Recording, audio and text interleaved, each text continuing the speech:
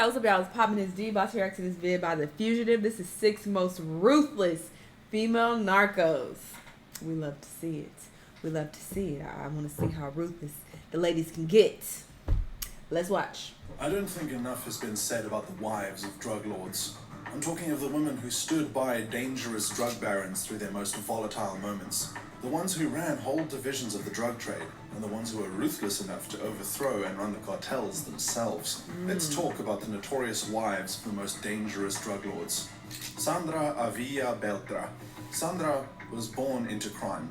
In fact, she was a third-generation drug trafficker born in Baja California, Mexico. Her family had serious ties to the ruthless She didn't have no choice but to be about that life. That's crazy. Guadalajara cartel. So she continued with the family business. Sandra dated a lot of dangerous men in her youth and married a law enforcement officer as her first husband. This officer almost immediately switched to a life of crime after meeting Sandra. Was she the one who introduced him to crime? Yes! Bitch, you better play chess. You better play chess. That's real smart. I don't know for certain, but what I know is that this husband eventually bit off more than he could chew and was killed in a shootout. Not too long after her loss, Sandra married another law enforcement agent who, just like her first husband, left the law and became a drug trafficker. He too was assassinated, stabbed in the heart at the height of the Mexican drug wars. As Sandra got older, she became craftier.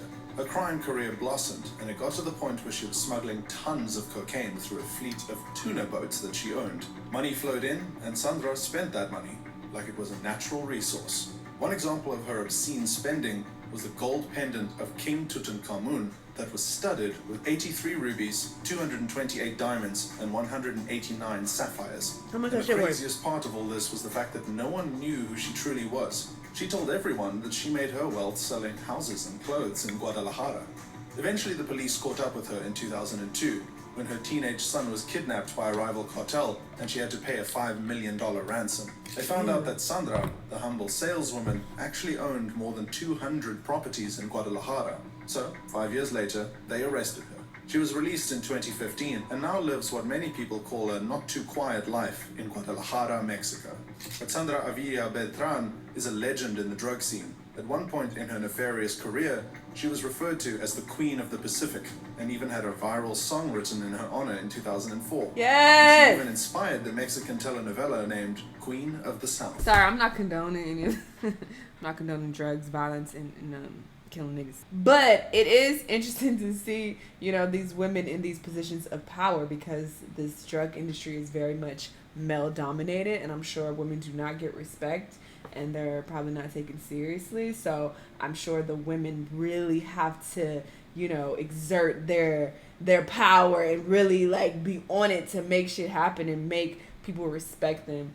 And for them to be successful, they have to be a special type of boss bitch, So I just respect that aspect, but not, the other shit, the drugs and killing and all that. That ain't it. But it's just the principle of them being women and still making a way in this industry. Coronel Aispuro. Joaquin Guzman matched Escobar's proficiency as a drug lord. Any fan of this channel knows that already. Guzman, also known as El Chapo, found revolutionary methods for the transportation of drugs into Europe and the US. He founded the Sinaloa cartel and became an urban legend. But behind every successful man is an equally successful woman. For El Chapo, this woman was Coronel Aispuro. A year after they first met, Emma won a pageant show where she was crowned Miss Coffee and Guava in Canelas, Durango, Mexico. After the pageant, which many people felt that she won due to El Chapo, they declared openly that they would be getting married. They got married on the 3rd of July 2007, which conveniently coincided with Emma's 18th birthday. They would later have a pair of twin girls, Maria and Emma. It coincided they would be getting married. They got married on the 3rd of July 2007, which conveniently coincided with Emma's 18th birthday. Gross. They would later have a pair of twin girls named Maria and Emma. Unfortunately for her, El Chapo eventually got captured twice by the feds, and luckily for her, he also escaped twice. However, by his third capture, he was sent to a supermax prison in Florida, where even Clark Kent would have a hard time breaking out. And since the drug lord isn't from Krypton, he has been wallowing in jail ever since, serving multiple life sentences. So, the spotlight naturally shifted from the captured El Chapo to his bride, Emma. with the authorities asking one very important question. What role did Emma play in her husband's Sinaloa cartel? Well, investigators would soon find out that she played a major role in helping her husband run his Sinaloa cartel empire. She was not only fully involved in trafficking drugs, she also provided useful information to the cartel. And to top it off, the second time her husband escaped from prison, she was the one who helped him. So, after building up a case against her, the feds arrested Emma, and 4 months later, she pleaded guilty to all the charges pressed against her by the feds. In November of the same year, Emma was sentenced to 3 years in prison. The reason for the lenient sentence was because of her guilty plea, and because she showed remorse for being involved in her husband's illegal activities. She is currently serving her sentence at Federal Medical Center Carswell, where most people doubt that she will turn a new leaf before she is done with her time. Maria Victoria Henao. One question I always had about Pablo Escobar was, how involved was his wife in his business? And I know I've talked about their relationship several times on this channel, but I don't think we've answered that question yet. The infamous Pablo Escobar had a home, and the person who kept it together was none other than his wife, Maria Victoria Henao. However, Maria was in love and reportedly had no idea that Pablo would go on to become one of the most famous, most successful, and most feared drug barons that the world had ever seen. By every account, Pablo treated Maria like a queen, his queen. They had 2 children together, a boy named Juan Pablo Escobar, and that's how it is, because I ain't gonna tell my personal business. If you know, you know. I have mentioned it before, but I ain't repeating shit. But I have seen this firsthand with a drug dealer being very soft on his family, very generous, very much so, like whatever y'all want, but with other people, totally different. Manuela Escobar Henao. Like you would never think. But there was a big problem. Maria was not the only woman in Escobar's life. Escobar had many flings with many women, and Maria had to endure every one of them, including a highly publicized affair with a controversial journalist known as Virginia Vallejo. However, while anyone would have left the man, Maria chose to stay with the drug lord to the very end. She was just 32 when Escobar was killed, and as the world celebrated his death, Maria grieved the only man she had ever loved. After Escobar, Maria chose not to remarry. Since rival cartels were more than willing to kill her and her children, and since the government wasn't too keen to protect them, she ran into hiding in Argentina, changing her surname from Escobar to Isabel Santos Caballero. Maria was, and still is, a quiet, private, and reserved woman, but that hasn't stopped people from wondering how involved she was in her husband's illegal business. If you asked her, she would tell you that she didn't know that her husband was a drug lord for the first few years of their marriage. However, in 1999, Maria and her son Juan Pablo were arrested for suspected money laundering. After their release, the press linked the arrest to Escobar's past crimes, and she immediately denied all allegations, insisting that she was just a wife to her husband and was never involved in any of his illegal businesses. I want to see Narcos. As it stands, we might never know Is how this what involved Narcos Maria is based was on? in the Medellin cartel. I'll look it up. Juliana Farai. While Escobar ran Colombia, an American gangster named Frank Lucas ran the US. And unlike Maria, Frank's wife Juliana Farai was not shy about her husband's dealings. She was neck deep in it. Frank Lucas was an African American that found a way to monopolize the drug market by cutting out middlemen and buying directly from the source in Asia. Subsequently, Frank Lucas controlled the sale of heroin all over the US, and his wife Juliana was right beside him, making sales of her own. Not much is known about Juliana's childhood, except that she was born into a very wealthy family in New Jersey in 1941. The family would later relocate to Puerto Rico for some reason, and this is where she would spend the rest of her childhood.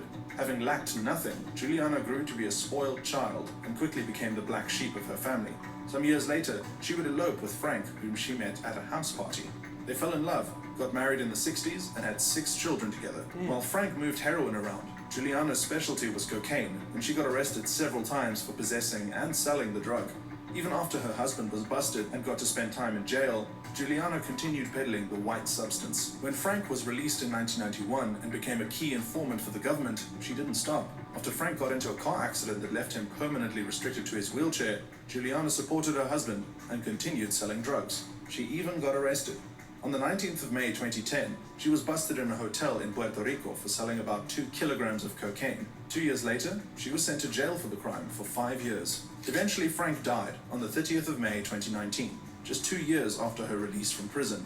It was only after this that she stopped selling drugs. Clara Elena Laborine. Clara Elena Laborine is an enigma. Not much is known about her background, but she's perfect at courting danger. Her husband was none other than Beltran, the Mexican drug trafficker who broke away from El Chapo, formed his own cartel, and lived to tell the tale. But that's not all. He also started a bloody war against the Sinaloa cartel because he felt that El Chapo had snitched on his brother, who got arrested. Beltran was, and still is, a very violent man. And this is the man Clara Laborine chose to be the love of her life. It's not difficult to understand why. She was a beauty queen when she met Beltran, and according to everyone who knew them, he treated her like a literal queen. So she went to the ends of the earth for him. She even ran the money laundering section of her husband's cartel, which was incredibly dangerous. So dangerous that in 2010, she was kidnapped by a rival cartel and photographed in captivity, blindfolded, bound with ropes, with guns pointed at her. 13 days later, her husband secured her release, and she returned to the section she was running like nothing happened. 4 years later, Beltran... Bitch, I'd have been out. I'd been out. First off, I would never get in this life. I'm too scary, and I'm gonna snitch on everybody if I get caught and they threaten me with time. I'm sorry, so this life just ain't for me. I ain't about that life at all. But if I did get in this life, hypothetically, and I got kidnapped, bitch, I'm done. You think I'm about to go... Leva got arrested, and Clara became the head of the cartel. She plunged Mexico into one of the bloodiest wars I've ever seen. Even her husband's feud with El Chapo was nowhere near as violent, and it was all in a bid to take control. No one was spared, not even tourists. Eventually, Clara got arrested and will definitely face a lengthy jail sentence, even though she claims today that she is no longer a part of the cartel. Griselda Blanco. Griselda was born into poverty on the 15th of February 1943 in Santa Marta, Colombia. She was so poor that she turned to crime when she was just 11, helping to kidnap a boy and promptly killing the boy after his wealthy family refused to pay the ransom requested. By her teens, Griselda had married a small-time criminal, and they would go on to have 3 children. But they divorced, and if the rumors are true, then Griselda also ordered his assassination. By the early 1970s, Griselda got married to a drug lord named Alberto Bravo, and through him, Griselda got into the cocaine trading scene. She looked evil. They made New York City their base, trafficking the unholy white substance into the United States. However, the feds were onto them, so Blanco and her husband fled to Colombia in 1975. However, things got ugly. In Colombia, Griselda confronted her husband when she found out that he'd been taking money from their business without telling her. The confrontation evolved into a shootout, and Griselda murdered her husband, earning herself the nickname Black Widow. She remarried soon after, and once again, she had her third husband killed. Recognizing her inability to keep a spouse alive, Griselda remained single and returned to the US by the late 70s. In the Bay? She moved to Miami, where she quickly established herself. Because I remember hearing about some chick, this sounds like her, but she was associated with the Cocaine Cowboys. As the godmother of cocaine. If I'm getting her then confused. Griselda eliminated her competition by plunging the city of Miami into a period of violence that later became known as the Cocaine Cowboy Wars. She ordered several... I don't know why I said the Bay. I got my locations mixed up, apparently. ...murders that were executed in daylight drive-by shootings by gunmen on bikes. With her criminal intelligence and absolute ruthlessness, Griselda grew insanely wealthy, netting at least $80 million per month. And Griselda enjoyed every bit of it. And this how you spent the bitch? Hosting hedonistic parties and buying million-dollar properties. However, all things good and bad come to an end. By 1984, Blanco had to leave Miami for California because everyone was after her. By 1985, she was arrested and found guilty of multiple drug charges. She received a maximum sentence of 15 years. And by 2004, Griselda was released and deported to Colombia, where she retired from her life of crime. But it was too late. In 2012, karma came knocking when she got killed by a gunman on a bike as she left a butcher shop in Medellin, Colombia. Oh, they were trying to get her for years, and they finally got her. But making $80 million a month is fucking crazy. Did he say a month? Or like in total? I feel like he said a month.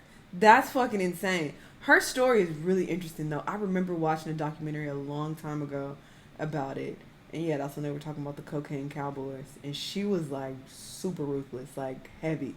So yeah, I just find shit like this really interesting.